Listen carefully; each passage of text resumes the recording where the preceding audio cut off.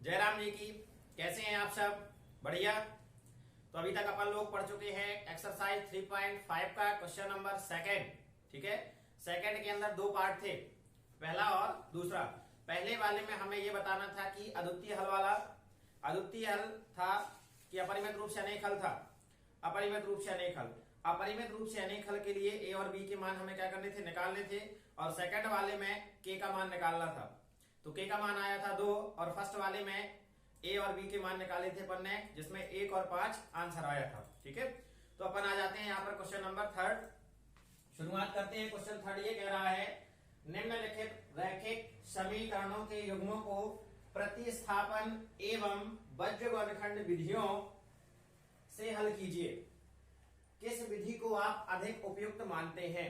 यहां पर हमें क्वेश्चन में यह कहा गया है, रैखिक समीकरण दिए गए हैं, इन रैखिक समीकरणों को हमें प्रतिस्थापन और वज्रवर्गखंड विधियों लिखा है। याद रखें आप लोग, यहां क्या लिखा है, एवं। अगर यहां पर या लगा होता, क्या लगा होता, या, तो या तो आप प्रतिस्थापन से कर देते या फिर वज्रवर्गखंड से कर देते। अगर या की जगह पे अथवा लिखा होता तो दो में से हम एक विधि का चुनाव कर सकते थे, लेकिन यहां पर क्या लिखा है, एवं। एवं का मतलब है हमें दोनों की दोनों विधियों से इस सवाल को क्या करना पड़ेगा, सॉल्व करना पड़ेगा। बात समझ में आ रही है? यहां पर एवं लिखा है, एवं की जगह पे और भी अगर आ जाता, तथा आ जाता, इसका मतलब है हमें दोनों विधियों से क्वेश्चन को क्या करना है, सॉल्व करना है। ठीक है, यहां तक। उसके बाद आगे लिखा है, किस विधि को आप अधिक उपयुक्त मानते हैं। तो पहले तो अपन लगाएंगे दोनों विधियां और उसके बाद अधिक उपयुक्त मानते हैं। तो याद रखें, यहां पर अगर बात आ जाती है कि किस विधि को आप अधिक उपयुक्त मानते हैं, आपका मतलब है ये कि ये जो क्वेश्चन है इसका आंसर आप अपने ऊपर से क्या कर सकते हैं, दे सकते हैं। कैसे? मान लीजिए, यानी आपको जो विधि अच्छी लगे, जैसे अगर किसी बच्चे को प्रतिस्थापन विधि अच्छी लगती है, वो लिख देगा कि हमारे अनुसार प्रतिस्थापन विधि, या हम प्रतिस्थापन विधि को अधिक उपयुक्त मानते हैं। जिसे वज्रवर्गखंड विधि अच्छी लगेगी वो क्या करेगा, वज्रवर्गखंड विधि को लिख देगा कि हमारे अनुसार वज्रवर्गखंड विधि अधिक उपयुक्त है। समझ में आ रही कि नहीं आ रही है? तो ये परेशान नहीं होना है, ये तो लास्ट में ऐसे ही आपको बता दिया गया है। यहां तक क्वेश्चन का मेन सार है, यहां तक। ठीक है। हाँ, एक बात और बताया जा रहा हूं, अगर ये क्वेश्चन एग्जाम में आएगा 4 नंबर का, तो ऐसा नहीं आएगा कि दोनों विधियां आ जाएंगी, एक विधि आएगी। क्लियर है? चलो शुरुआत करते हैं।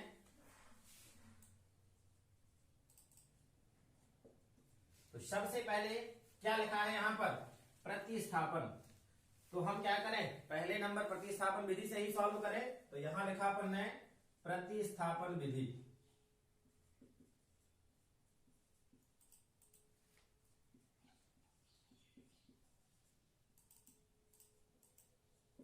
किस विधि से सॉल्व कर रहा है, प्रतिस्थापन विधि से। ठीक है, तो यहां पर क्या लिखेंगे, दिए गए समीकरण। क्या लिखेंगे अपन, दिए गए समीकरण युग्म। अब जो समीकरण युग्म दिए गए हैं, देखिए क्या दिया गया है। पहला दिया गया है हमें 8x प्लस 5y बराबर 9। इसे बना दिया हमने समीकरण नंबर 1। फिर आ जाते हैं, दूसरा क्या दिया गया है, 3x प्लस 2y बराबर 4, समीकरण नंबर 2। अब आपको याद है कि प्रतिस्थापन विधि में हम क्या करते हैं, समीकरण 1 से समीकरण 3 बनाते हैं। तो यहां क्या लिखेंगे, समीकरण 1 से, क्या लिखा अपन ने, समीकरण 1 से। तो समीकरण 1 लिखा पहले नंबर, ये है अपना 8x प्लस 5y बराबर 9। अब देखो, नाम है इसका प्रतिस्थापन, तो अपन लोग 3.3 में पढ़ के आए हैं ना प्रतिस्थापन विधि। अब ये क्या करेंगे, ये जो 5y है इसे हम बराबर के उस साइड क्या करेंगे, भेज देंगे। तो यहां पर ये काहे का है, प्लस का, और बराबर के उस साइड जाएगा तो काहे का हो जाएगा, माइनस का। तो ये लिखा अपन ने 8x बराबर 9, और ये वाला प्लस बन गया माइनस, और ये 5y हमारा वहां चला गया। जो हम समीकरण 3 बनाया करते हैं, वहां पर इस साइड क्या रहता है, ओनली x रहता है। अब x के साथ क्या है, 8, क्योंकि 8 ये x के साथ गुणा में है, तो बराबर की उस साइड जाएगा तो काहे में हो जाएगा, भाग में। तो ये हो गया हमारा x माइनस, ये देखो x बराबर 9 माइनस 5y, और बटे का क्या हो जाएगा, 8 और इसे बना दिया हमने समीकरण नंबर 3। कोई दिक्कत है? इसके बाद आ जाते हैं समीकरण 3 से हमें किसका मान दिखाई दे रहा है? x का। इसे हम कहां रखते हैं? समीकरण नंबर 2 में। तो यहां लिखा अपन ने समीकरण 3 से x का मान समीकरण 2 में रखने पर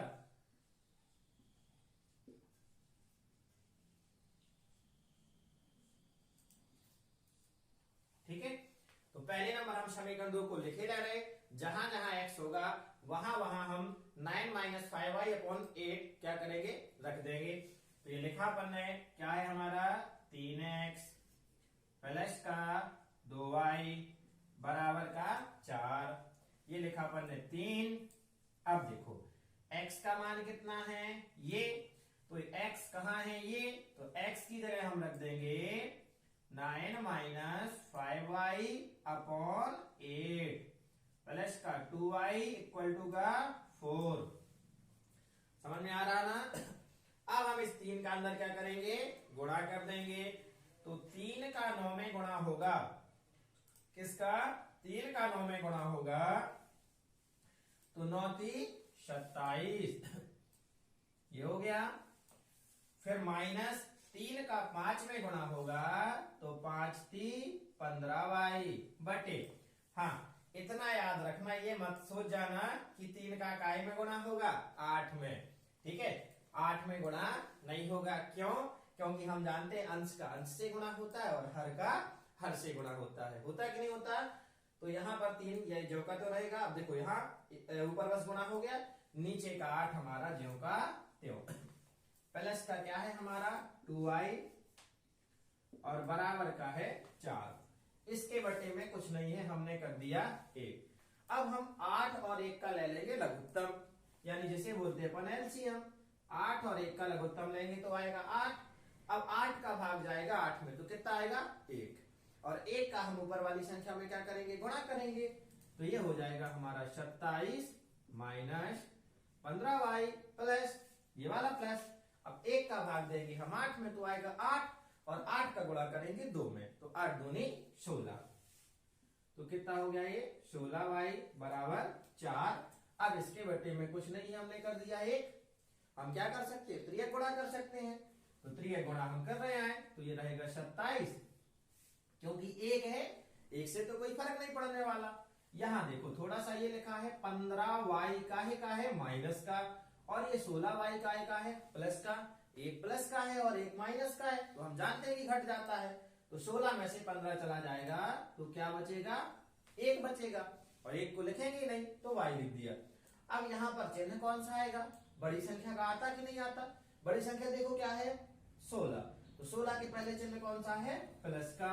तो हमने लगा दिया प्लस बराबर, ये जो 8 है 8 का हो जाएगा 4 में गुणा, तो 8 चौको कितना होता है? 32। अब ये 27 चला जाएगा बराबर के उस साइड, तो ये हो गया y बराबर 32। ये 27 जाएगा, चूंकि 27 इस साइड हमारा प्लस का है, इस साइड जाकर के आएगा हो जाएगा माइनस का। ये हो गया y बराबर 32 में से 27 चला जाएगा, कितना आएगा? 5।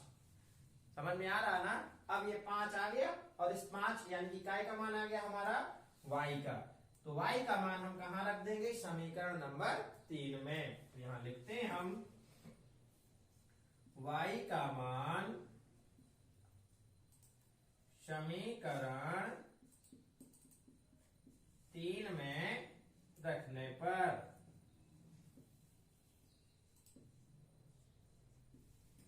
समीकरण 3 में रखने से पहले हम क्या करेंगे? इसे पहले नंबर क्या करते हैं? लिख लेते हैं। तो ये लिखा अपन ने x बराबर 9 माइनस 5y और बटे का 8। x बराबर 9 माइनस 5 गुणे y की जगह रख दिया अपन ने 5 और बटे का आ गया 8। ये हो गया x 9 और 5 का 5 में गुणा हुआ तो हो जाएगा 25 और बटे का 8। x बराबर 25 में से 9 जाएगा तो कितना होता है 16। तो यह हो जाएगा हमारा माइनस का 16 और बटे का 8। 8 एकम 8 और 8 दूनी 16। यहां से x बराबर आ गया हमारा माइनस का 2। x बराबर माइनस 2 आ गया, ठीक है, और y बराबर आ गया 5। तो इसे हमने क्या कर दिया, एक अच्छे से डिब्बे में बंद कर दिया, क्योंकि हम तो हैं अच्छे बच्चे, है ना। तो इसलिए हमने इसे डिब्बे में बंद कर दिया और ये हमारा क्या हो गया आंसर। अब हमने आपसे बताया था कि इस आंसर को चेक करना है, कहीं हमारा आंसर गलत तो नहीं आ गया। करना है कि नहीं करना है, क्योंकि अगर हमारा आंसर गलत हो गया तो हमें नंबर भी क्या मिलेंगे, 0 मिल जाएंगे। हमें तो नंबर पूरे चाहिए। 1 सेकंड का काम है अपना। तो देखो क्या करते हैं, यहाँ पर कोई समीकरण ले लो, या तो 1 उठा लो या 2 उठा लो, ठीक है, और दोनों में x y के मान रख दो, बराबर आ जाना चाहिए। चलो, तो छोटा सा दिख रहा है, 2 दिख रहा है ना, तो 2 को लिए ले रहे कि अपन यहाँ पर क्या कर रहे हैं, जांच किए ले रहे कि हमारा आंसर सही है या गलत। तो ये ले लिया अपन ने, तो ये लिखा क्या है समीकरण, 3x प्लस 2y बराबर का 4। अब x की जगह हमें रखना -2 और y की जगह रखना 5। तो ये लिखा अपन ने 3 गुणे -2, 2 गुणे 5 बराबर 4। 3 दूनी 6, 5 दूनी 10 और 10 में से 6 गया तो 4 बराबर 4। हमारा आंसर इसका मतलब क्या है, सही है, क्योंकि दोनों अगर बराबर के आ गए तो हमारा आंसर क्या हो जाता है, सही हो जाता है। ठीक है, तो बढ़िया लगा कि नहीं लगा।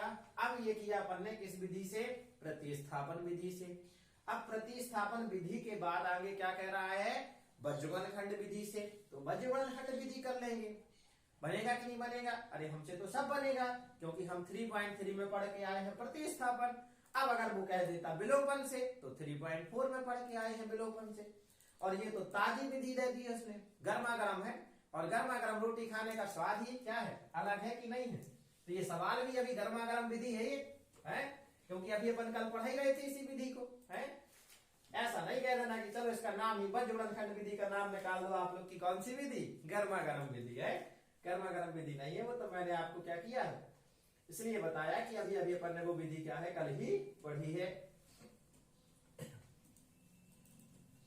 तो देखो अब लगाते हैं हम काय से, बज्रगण विधि से। ठीक है, ये वाली बिल्कुल सिंपल भी लगी अपन को, बज्रगण विधि भी सिंपल है। देखो सीधी सीधी बात है, मैं आपको बताए दे रहा हूं, कोई भी विधि सरल नहीं है और कोई भी विधि कठिन नहीं है। जो चीज हमसे बनने लगती वो हमें लगने लगती है सरल, और जो नहीं बनती है वो क्या लगती है, कठिन। ऐसी बात है। चलो यहां पर को लगाना है बज्रगण विधि।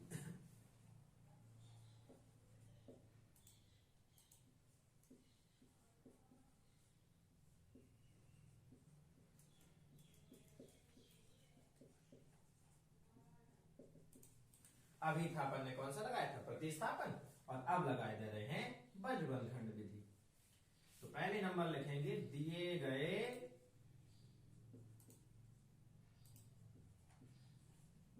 समीकरण युग्म। अब देखो अपन को पता है कि बज्रगण विधि में सबसे पहला काम हमारा क्या है, बराबर के उस साइड क्या लाना, 0। ठीक है, तो पहले नंबर हम इसे बराबर के उस साइड 0 लाते हैं। तो ये लिखा अपन ने 8x 5y, ये बराबर के उस साइड क्या है 9, तो 9 को कहां लाते हैं, इस साइड, तो लाए इस साइड, तो 9 हो जाएगा माइनस का और बराबर का हो गया 0, और इसे बना दिया हमने समीकरण नंबर 1। अब बात करते हैं दूसरे वाले का। तो दूसरे वाले में क्या हो जाएगा, 3x प्लस 2y माइनस 4 बराबर 0। इसे बना दिया हमने समीकरण नंबर 2। ये था हमारा पहला स्टेप। बहुत सारे सवालों में अपन ऐसा करते आए हैं। अब इसके बाद हम क्या करते हैं, दूसरा स्टेप हमारा क्या है, समीकरण 1 की तुलना व्यापक समीकरण नंबर 1 से करने पर, और समीकरण 2 की तुलना व्यापक समीकरण 2 से करने पर। तो लिखे जा रहे अपन, समीकरण 1 की तुलना व्यापक समीकरण a1x plus b1y plus c1 बराबर 0 से, तथा समीकरण 2 की तुलना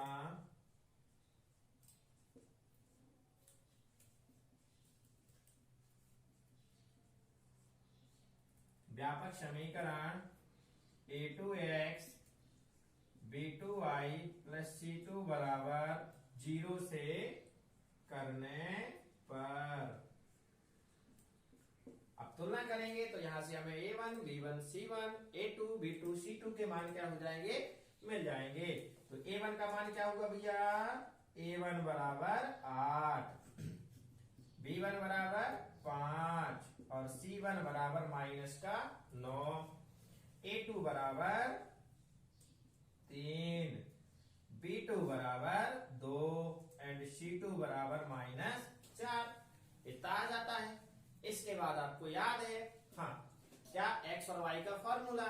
इतना याद रखना, ये मत अब करने लगना इसके बाद कि सर 8/3 बराबर 5/2 बराबर -9/-4 और ये दोनों बराबर नहीं है तो अद्वितीय हल है और अब बज्रखंड विधि लगाने लग जाओ।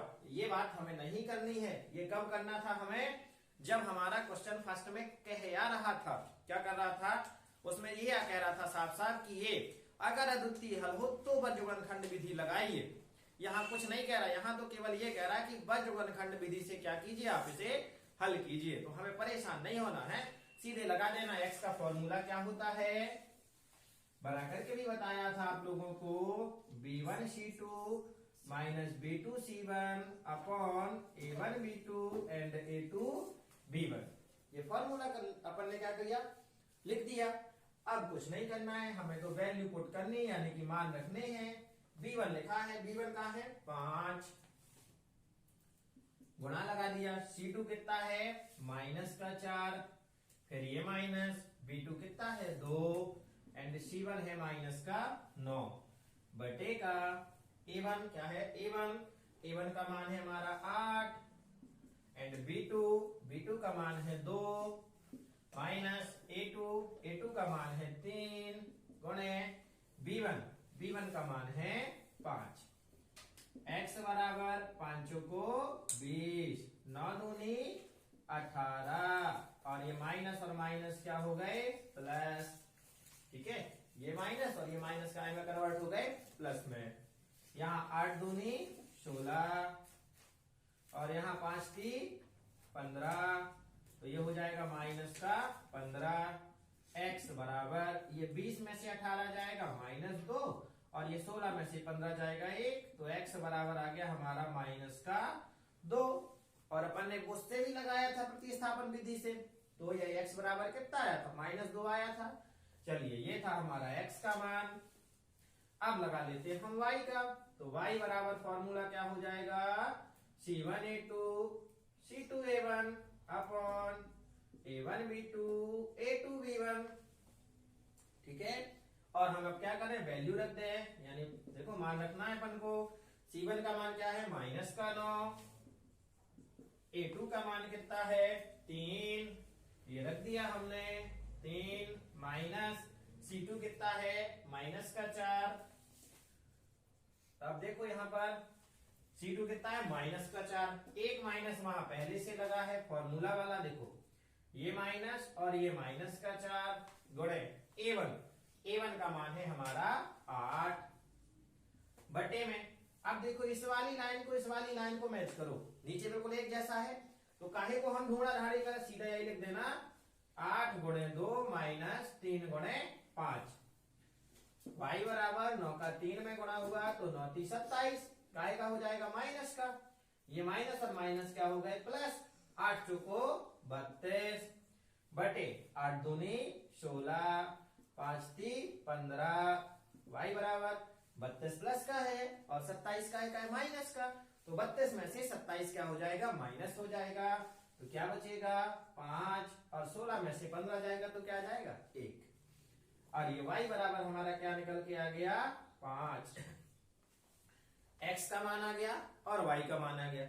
यही मान हमारे काहे में आए थे, उस वाली विधि में, प्रतिस्थापन विधि में, उसमें हमने जांच भी कर ली थी कि यहाँ पर कौन सा मतलब अपना सवाल कहीं गलत तो नहीं है, तो वो भी अपन ने जांच कर ली थी। अब देखो अब क्या बनना है, अच्छा बच्चा बनना ना।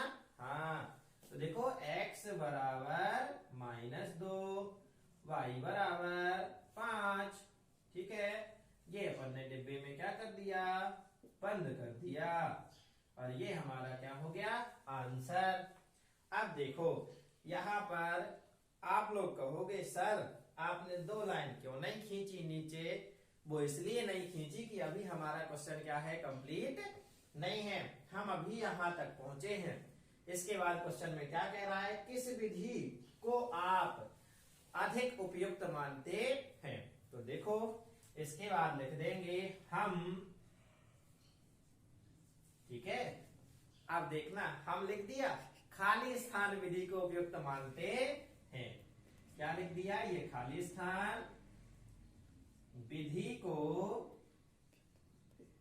क्या करते हैं भैया, उपयुक्त मानते हैं, ठीक है।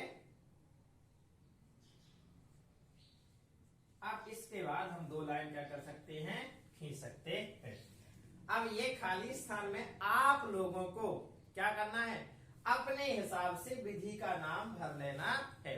जिसको प्रतिस्थापन विधि अच्छी लग रही हो वो यहाँ प्रतिस्थापन लिख लेगा, और जिसे वज्रबंधखंड विधि अच्छी लग रही हो वो क्या भरेगा, वज्रबंधखंड विधि। क्लियर है, कोई भी भर लो गलत नहीं माना जाएगा। हाँ इतना याद जरूर रखना, संस्कार के छात्र हो, संस्कार के बहुत सारे खाली स्थान हैं, वो खाली स्थान बस यहाँ पर क्या करना, मत भर देना। क्लियर है, तो ये आपका क्वेश्चन रहा, ये क्वेश्चन कंप्लीट है। तो मजा आया पढ़ने में, ये दोनों विधियां भी हमने सीख ली। पढ़ते रहें, मुस्कुराते रहें। आप लोगों के साथ मुलाकात होगी अगली वाली वीडियो में। तब तक के लिए इतना जो पढ़ा है अपन ने, पूरे क्वेश्चन आप लोग रिवाइज करके आए। क्लियर है, जय राम जी की।